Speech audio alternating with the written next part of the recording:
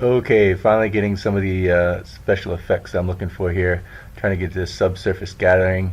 I have a resource on how to do it. You enable this here. You set these all adjust. The key to it is that you have to use this drop down here. When you open up the extrusion to see your text here, you still got to drop down here and you got to press on this, and this gives you your depth of extrusion and stuff like that, right?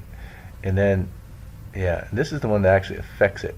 Now the other place to play around with is when you press right on the material itself when you're dealing with material, but that doesn't work. Half the settings don't work for that. Like the subsurface scattering doesn't work on that. The intensity doesn't work on that. So you have to go into it here, and a lot more of these settings are a lot more intense. Now, why you can set the textures from here and from here, I don't know, and I haven't used the textures in here. There's also this reflectivity feature in the display, and I'm not even sure where it's at. Okay, so we've got this one, but that doesn't make sense. There's actually a click. I'll come right back to that. It's just one sec. Okay, so here it is. You gotta come out of this, go into this, and then you get this reflectivity mode, and you've got to set this to mirror to get something really intense. Yeah, I think it's got that special mirror mode. Oh, by the way, I set this background to SSS, and I turned on the environment. You can turn that off, but this is really a great environment for showing up the showing up that subsurface scattering. Now, whether this mirror thing is working or not, I've got a tutorial here. I've got to look a little more into it, but it certainly does look shiny and glossy like I was looking for. It's a lot of what I'm looking for. And then they've got some ideas on how to backlight these and stuff like that. Set light intensities to make these work. Yeah, I'm getting there. This is looking really interesting. So hold on. Here's some of the instructions from the Video Copilot tutorials. They get all different ways to do this reflection mirroring and stuff like that. Wow, these guys really went to town when they built this.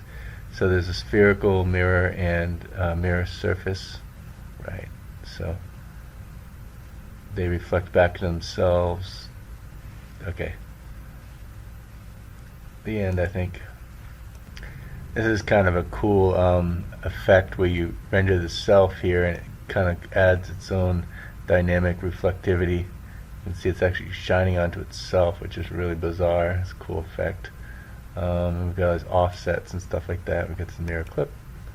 Oh, this is cool. You got the planar affects this center cut plane where it actually reflects the plane, which is really cool. That's cool. All kinds of great stuff here. These guys really did a great job with this. It's really incredible. We got all these surface options and stuff like that. All kinds of stuff. We don't play with the UV mapping much. We're not using that much, but we've got these scale transformations and stuff like that. I don't know about this here. Anyways, these are extrusions and bevels. These bevels are quite nice. Don't ever forget to use these. Yeah, there we go. They get kind of the roundness on the edges or something like that. It's something interesting. Okay, the end. A little bit of a bonus map here, seeing how they laid out a bunch of these. This is the normal layout here for these channels, and you just, if you want a white plastic, you just switch this into the channels, as you can see here. Okay, so the normals go into this bump normal. They've got a specular, and they've got this JPEG in the front channel.